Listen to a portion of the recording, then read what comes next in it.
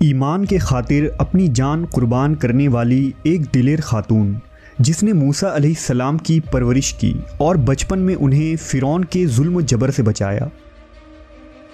لیکن جب اس خاتون نے اللہ پر ایمان لایا تو فرعون نے اس کے ساتھ کیا سلوک کیا،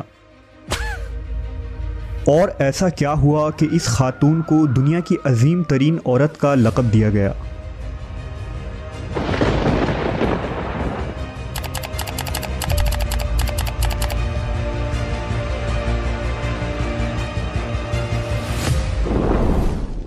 فرعون مصر کا ایک ظالم و جابر بادشاہ تھا۔ اس نے مصر میں آباد قوم بنی اسرائیل کو غلام بنا رکھا تھا اور ان پر ظلم کے پہاڑ توڑتا تھا۔ اعوذ باللہ من الشیطان الرجیم، بسم اللہ الرحمن الرحیم۔ السلام علیکم ورحمۃ اللہ وبرکاتہ۔ ناظرین، امید کرتی ہوں کہ آپ سب خیر و عافیت کے ساتھ ہوں گے۔ یہ ہے اسلامک چینل الذکر، آپ سب کو اس چینل میں خوش آمدید کہتی ہوں۔ آج کے ویڈیو میں ہم دیکھیں گے کہ فرعون کی بی بی آسیہ کو کیسے شہید کیا گیا اور کیوں شہید کیا گیا۔ موسیٰ علیہ السلام کی ماں بی بی آسیہ کو کون سی بیماری تھی اور موسیٰ علیہ السلام کے زمانے میں کتنے فرعون تھے، آئیے یہ سب جانتے ہیں آگے کی اس ویڈیو میں۔ فرعون نہایت ہی مغرور بادشاہ تھا اور خود کو لوگوں کا خدا اور رازق کہلواتا تھا، لیکن کسی میں بھی اتنی جرت نہ تھی کہ فرعون کی مخالفت کر سکے۔ لہٰذا اللہ نے فرعون کے خاتمے کا ارادہ کیا تو بنی اسرائیل میں حضرت موسیٰ علیہ السلام کی پیدائش ہوئی۔ جب موسیٰ علیہ السلام کی پیدائش ہوئی تو ان دنوں فرعون نے اپنے سپاہیوں کو یہ حکم دے رکھا تھا کہ بنی اسرائیل میں جو لڑکا بھی پیدا ہو اسے قتل کر دیا جائے۔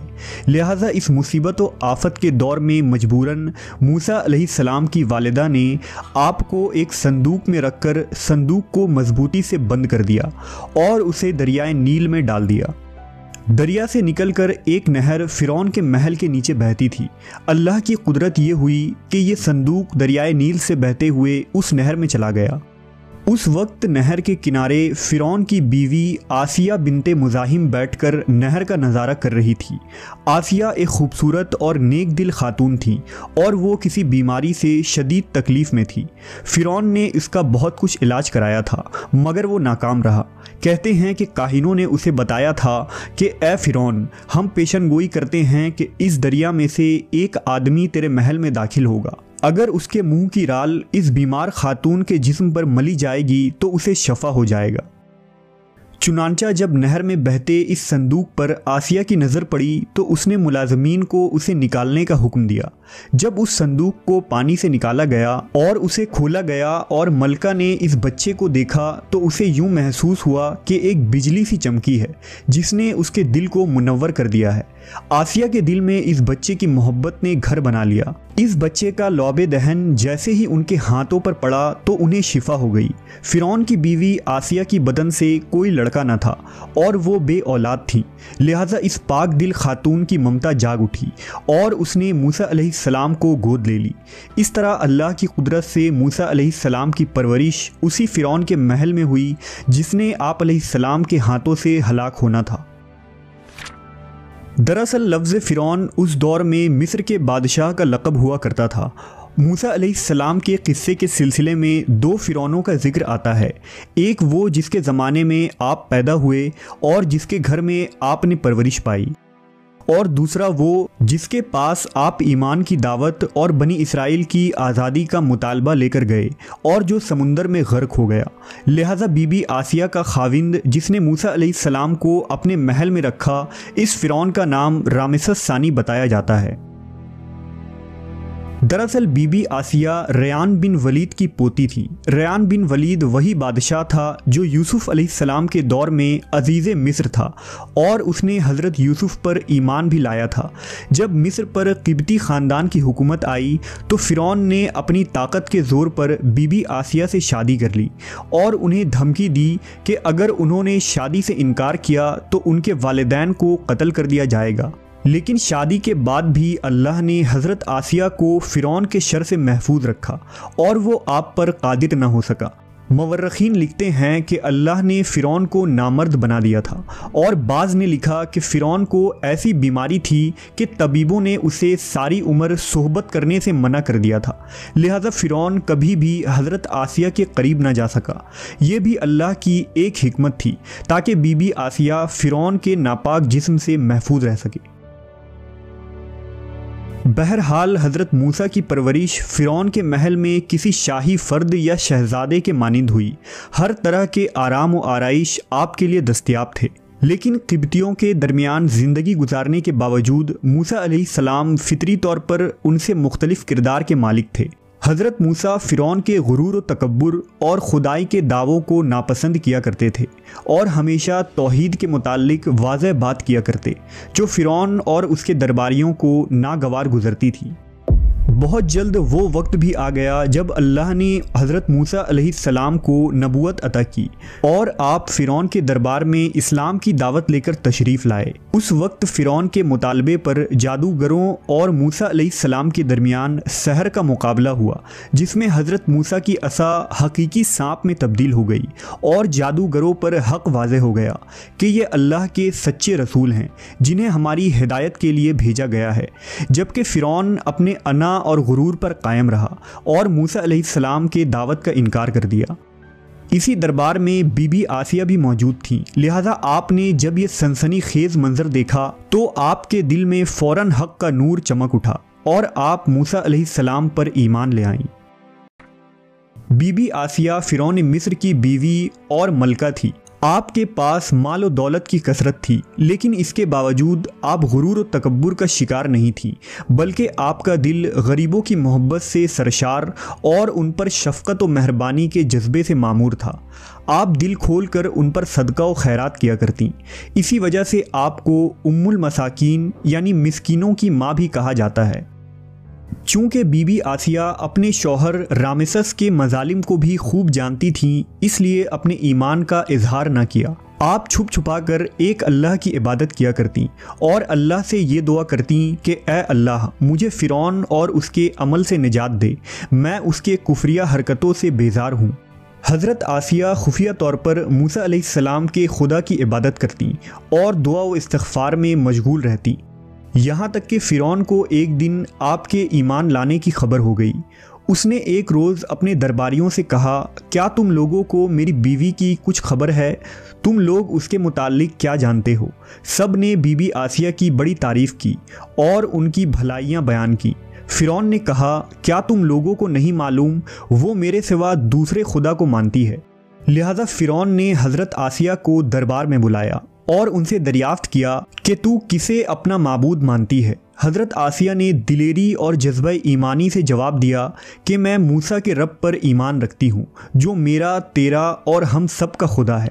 فرعون اس بے باک جواب پر غضبناک ہو گیا، اور بہت جلد پورے شہر میں اس بات کی شہرت ہو گئی کہ فرعون کی بیوی اور ملکہ نے فرعونی طور طریقے کو ٹھکراتے ہوئے دین موسیٰ قبول کر لیا ہے۔ پہلے تو فرعون نے بی بی آسیہ کو سمجھا بجھا کر، ترغیب دلا کر اور ڈرا دھمکا کر موسیٰ علیہ السلام کے دین کو چھوڑنے کو کہا، لیکن جب اس نے حضرت آسیہ کے چٹان جیسے مضبوط ایمان اور جذبے کو دیکھا تو اس نے ظلم و بربریت سے کام لینے کی ٹھان لی۔ فرعون نے اپنے اہلکاروں کو حکم دیا کہ آسیہ کو تپتے ہوئے ریگستان کی دھوپ میں لٹا دیا جائے، لہذا آپ کو شدید گرمی میں ریت کے تپتے میدان میں چھوڑ دیا گیا۔ فرعون اس جگہ دورہ کرتا رہا اور کہتا رہا کہ اب تو باز آ جا، اگر تو نے میری بات مان لی تو محل کی شاہی زندگی اور آرام و آرائش تیری منتظر ہے۔ مگر حضرت آسیہ پر اس کا کوئی اثر نہ ہوا، کیونکہ آپ کو جنت کے اس لافانی محلات پر ایمان تھا جو اللہ نے انہیں عطا کرنے کا وعدہ کیا تھا۔ جب فرعون نے حضرت آسیہ کی ثابت قدمی کو دیکھا تو اس نے آپ کو شہید کرنے کا فیصلہ کر لیا۔ اس نے اپنے سپاہیوں کو حکم دیا کہ بڑی سے بڑی چٹان کہیں سے اٹھا لاؤ اور آسیہ کو چت لٹاؤ اور وہ چٹان اس پر گرا دو۔ لہٰذا جب یہ لوگ پتھر لائے اور حضرت آسیہ کو لٹایا گیا تو آپ نے آسمان کی طرف نگاہ اٹھائی تو پروردگار نے حجاب ہٹا دیے اور جنت کو اور وہاں جو محل ان کے لیے بنایا گیا تھا اسے انہوں نے اپنی آنکھوں سے دیکھ لیا۔ آخر کار اس پتھر کو آپ پر گرا دی گئی اور آپ کی روح پرواز کر گئی۔ حضرت آسیہ کے فضائل احادیث مبارکہ میں کچھ ان الفاظ سے آئے ہیں کہ رسول اللہ صلی اللہ علیہ وسلم نے فرمایا، مردوں میں سے تو بہت سے درجہ کمال تک پہنچے، لیکن عورتوں میں سے سوائے فرعون کی بیوی آسیہ اور عیسیٰ علیہ السلام کی والدہ مریم بنت عمران کے اور کوئی عورت درجہ کمال تک نہیں پہنچی۔ اس طرح ایک اور روایت میں آتا ہے کہ آپ صلی اللہ علیہ وسلم نے فرمایا، جنتی عورتوں میں سب سے افضل خدیجہ بنت خویلد، فاطمہ بنت محمد اور فرعون کی بیوی آسیہ بنت مزاحم اور عیسیٰ علیہ السلام کی والدہ مریم بنت عمران ہے۔ ایک روایت میں آتا ہے کہ بی بی آسیہ کا نکاح جنت میں حضرت محمد صلی اللہ علیہ وسلم سے ہوگا، لہذا روایت ہے کہ رسول اللہ صلی اللہ علیہ وسلم نے فرمایا، جنت میں میرا نکاح مریم بنت عمران، موسیٰ کی بہن کلثوم اور فرعون کی بیوی آسیہ کے ساتھ ہوگا۔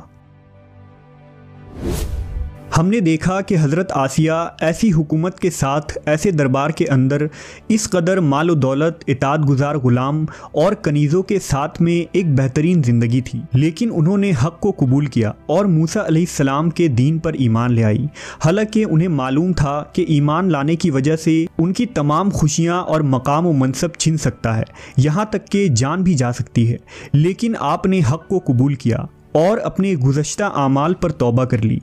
بلا شبہ توبہ کرنا اور ایمان پر مضبوطی سے قائم رہنا کوئی آسان عمل نہیں، لیکن جو شخص بھی اس دنیا کی مشکلات سے گزر کر اللہ کی اطاعت کرے گا اور انسانوں کے بجائے اللہ سے ڈرے گا تو آخرت میں اس کے لیے بہترین لافانی زندگی ہے۔ جی ناظرین، آپ نے اس ویڈیو میں دیکھا کہ بی بی آسیہ کتنی اعلیٰ درجے کی خاتون تھی اور اللہ سبحانہ تعالیٰ کو ماننے والی تھی، یعنی موسیٰ کے رب پر ایمان لانے والی تھی، اور یہ جانتے ہوئے کہ ان کا شوہر بہت ہی بڑا ظالم ہے اور ظلم کرتا ہے لوگوں پر، وہ ڈری نہیں اور استقامت کے ساتھ اللہ کو پکارتی رہیں، اور ظالم بادشاہ یعنی فرعون نے ان کو پھر شہادت کا پیالہ عطا کر دیا۔ موسیٰ علیہ السلام کے وقت پر 2 فرعون تھے۔ پہلا فرعون تو وہ جہاں پر موسیٰ علیہ السلام کی پرورش کی گئی، جو بی بی آسیہ کے شوہر تھے، اور دوسرا فرعون وہ جو سمندر پر غرق کر دیا گیا۔ حدیث میں آتا ہے کہ نبی کریم صلی اللہ علیہ وسلم نے فرمایا کہ جنت میں آپ صلی اللہ علیہ وسلم کا نکاح بی بی مریم اور بی بی آسیہ اور موسیٰ کی بہن کلثوم سے ہوگا۔ جی ناظرین، اگر آپ کو یہ ویڈیو پسند آیا ہو تو اس کو لائک کریں، شیئر کریں صدقہ جاریہ کی نیت سے، اور سبسکرائب کریں چینل کو۔ میں نیکسٹ ویڈیو میں پھر ملوں گی، تب تک کے لیے اللہ حافظ۔